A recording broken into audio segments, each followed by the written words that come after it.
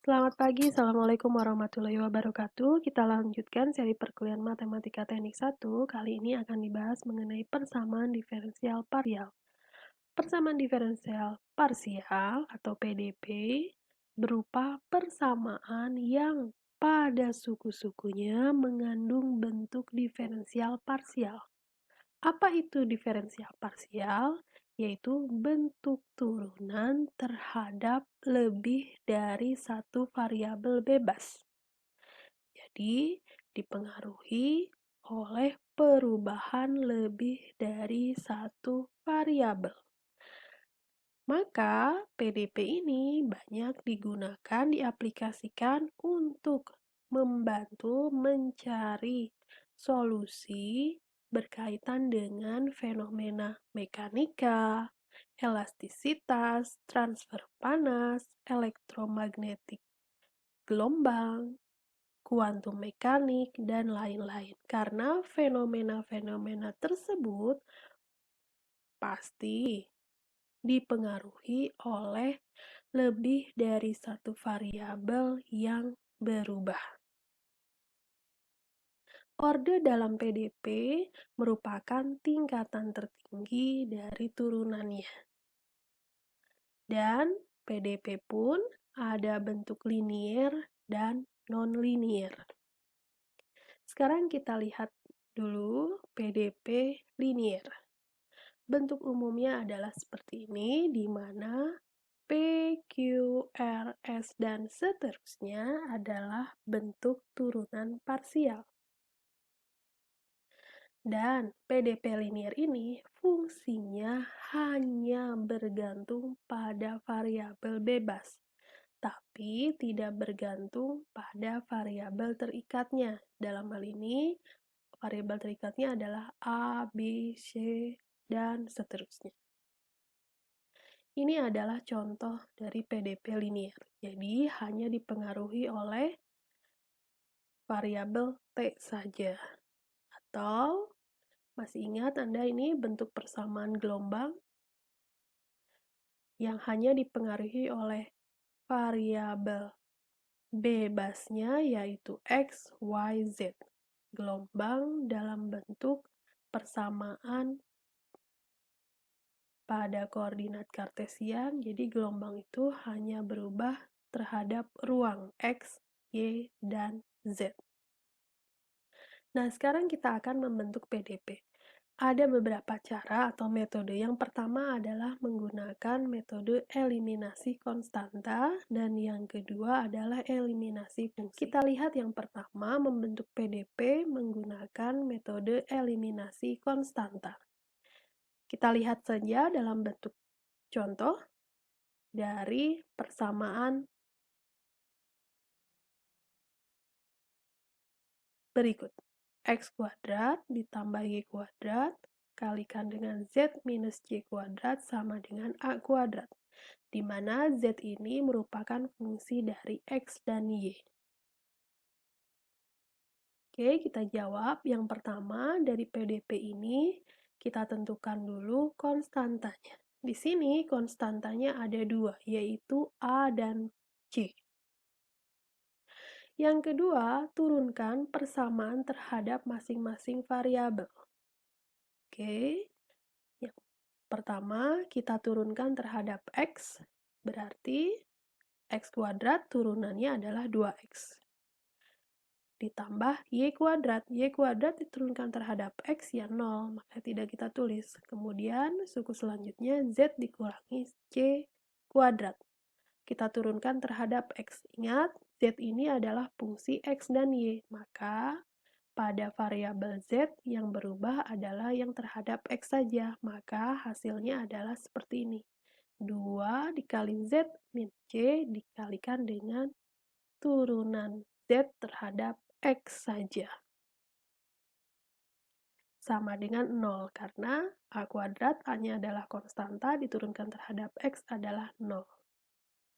Lakukan bentuk turunan terhadap X ini, kita rubah ke dalam bentuk sederhana. Lebih sederhana, kita namai sebagai persamaan 1. Lakukan juga Anda turunkan terhadap variabel Y. Oke, sederhanakan, diperoleh persamaan yang lebih sederhana, kita namakan persamaan 2. Selanjutnya, kita baru lakukan proses eliminasi konstanta. Kita eliminasi konstanta C dengan cara, persamaan 1 dikalikan dengan do Z, do Y, dan ingat ya, ini bentuk persamaan satunya, dan persamaan 2 dikalikan dengan do Z, do X. Pokoknya Anda lakukan proses eliminasi. Sehingga bentuk persamaan PDP-nya menjadi bentuk ini.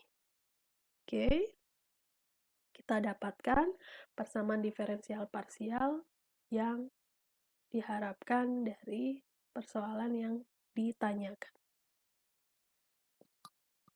Selanjutnya adalah pembentukan PDP menggunakan metode eliminasi fungsi. Kita lihat contohnya, misalnya Z adalah fungsi dari X kuadrat minus Y kuadrat. Oke, maka langkah pertama adalah turunkan persamaan terhadap masing-masing variabel. Kita turunkan terhadap variabel X, katakanlah nilainya adalah P, maka do Z terhadap X adalah fungsi fx, fungsi dari X kuadrat minus Y kuadrat kalau diturunkan menjadi f aksen dari X kuadrat minus Y kuadrat. Kemudian dalam fungsi itu ada X kuadrat kita turunkan terhadap X, nilainya adalah 2X. Kita namakan sebagai persamaan pertama. Sekarang turunkan terhadap variabel Y. Kita lakukan dengan cara yang sama, kita namakan Q atau persamaan 2. Setelah kita dapatkan dua persamaan dari hasil proses turunan terhadap masing-masing variabel, maka lakukan proses eliminasi dan substitusi. Oke,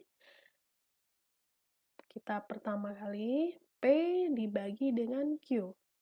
Oke, persamaan 1 dibagi dengan persamaan 2, diperoleh ini. Atau langsung kita lakukan proses perkalian silang, bentuknya menjadi seperti ini. Sehingga bentuk PDP-nya adalah ini. Kita lakukan proses substitusi ya, dengan Q-nya itu adalah dz per dy, dan P-nya adalah do Z per do X. Sekarang kita lanjutkan untuk PDP yang non-linear. Bentuk umumnya adalah seperti ini, dengan masing-masing turunan parsialnya ini, PQRS, dan kalau non-linear, fungsinya bergantung pada variabel bebas dan variabel terikat. Oke, contohnya ini. Oke, atau bentuk seperti ini. Nah, penyelesaian dalam PDP dengan bentuk umum seperti ini, penyelesaiannya bisa bersifat umum atau khusus. Kalau umum, masih mengandung konstanta, dan kalau khusus, pada persamaan itu mengandung diberikan syarat khusus. Metode penyelesaian PDP bisa ada 3, yaitu integral langsung, pemisalan, dan pemisahan variabel. Akan dihasilkan sebuah konstanta, konstantanya katakanlah kita tuliskan konstanta Fy, artinya konstanta yang mengandung variabel Y. Selanjutnya, kita peroleh ini ya, yang tadi. Kita integralkan terhadap Y. Oke, diintegralkan.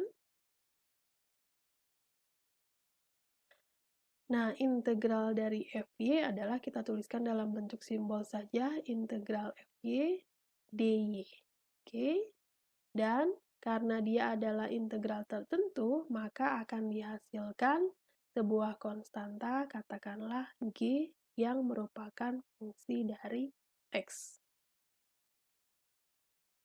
Yang kedua adalah metode pemisalan.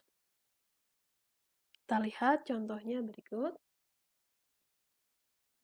Yang pertama, Anda misalkan dengan Z sama dengan E pangkat AX tambah BY. Kemudian Z pemisalan ini kita turunkan terhadap X, turunkan terhadap Y. Setelah itu, hasil turunan ini kita substitusikan ke dalam persamaan diferensial. Oke, kita substitusikan, maka bentuk persamaan diferensialnya menjadi ini. Kemudian kita sederhanakan, dan oke, maka kita mendapatkan nilai B itu adalah sama dengan minus 3/2A. Oke, setelah itu, maka nilai B ini bisa kita substitusikan ke dalam Z. Oke, B itu adalah kita substitusikan minus 3/2A, sehingga bentuk Z-nya menjadi sederhana seperti ini. Atau solusinya merupakan fungsi dari X minus 3/2Y. Yang ketiga adalah metode pemisahan variabel. Yang pertama, misalkan Z itu sebagai perkalian antar variabel yang mengalami perubahan, yaitu X dan Y. Variabel kita tuliskan dalam huruf kapital untuk X adalah X besar dan Y besar. Kemudian, Z yang kita misalkan ini kita turunkan terhadap X menjadi X kapital aksen kali Y. Dan turunkan terhadap Y menjadi X kali Y aksen. Oke, kemudian kita substitusikan pada soal, sehingga diperoleh menjadi seperti ini. Kita sederhanakan bentuknya ini ya. Nah, bentuknya kita lihat seperti ini. Nah, ruas kiri sama dengan ruas kanan. Lihat ini bentuknya akan sama dengan sebuah konstanta tertentu. Katakanlah K. Yang kedua, kita tentukan masing-masing variabel. Dengan cara, Anda lihat dari persamaan yang sudah terakhir kita dapatkan, X aksen dibagi X sama dengan K. Artinya, X itu sama dengan, masih ingat ya, Anda tulis. Ini kerjakan menggunakan kaidah persamaan diferensial yang sudah Anda dapatkan dahulu. Persamaan diferensial orde 1. Oke, diperoleh bentuk ini. Begitu pula untuk yang luas bagian suku yang lainnya, diperoleh nilai Y seperti ini. Kenapa muncul C1E pangkat KX dan Y sama dengan C2E pangkat K per 4Y? Bisa Anda gunakan cara penyelesaian persamaan diferensial orde 1 yang sudah Anda dapatkan sebelumnya. Kemudian hasilnya kita substitusikan ke pemisalan yang sudah kita lakukan. Oke, tinggal kita substitusikan, maka diperoleh Z atau solusi PDP-nya sama dengan ini. Ini adalah solusi umum. Untuk tugas, silakan Anda kerjakan atau mencari solusi persamaan diferensial parsial seperti ini. Cukup selesaikan sampai di solusi umum saja. Soal ini Ibu ambilkan dari buku Kresik. Silakan Anda kerjakan. Jika ada pertanyaan, bisa Anda sampaikan di kolom komentar forum kelas. Demikian yang dapat Ibu sampaikan. Terima kasih. Selamat pagi. Assalamualaikum warahmatullahi wabarakatuh.